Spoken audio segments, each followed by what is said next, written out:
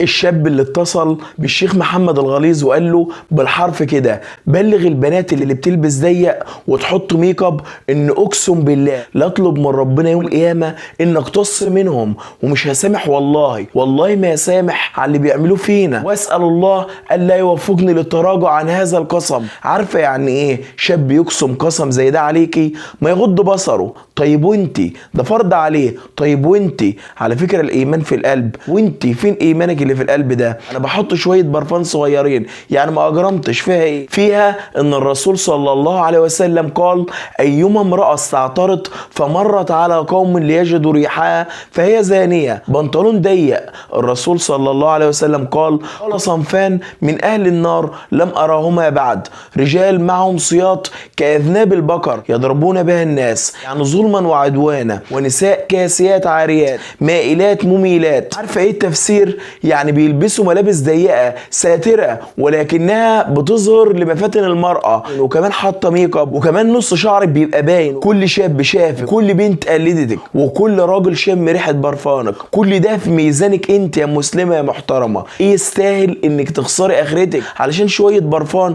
او لانسز او لبس ضيق او ميك اب؟ بينما توجد فتاه تزين في الدنيا، توجد اخرى تصرخ في قبرها: رب ارجعني لعلي اعمل صالحا. وحكايه انك تلتزم الاول دي، فانا عايز اقولك ان الخمار او النقاب هيربيكي وهيساعدك على مجاهده نفسك، وانك تبعدي عن حاجات كتير غلط كنت بتعمليها.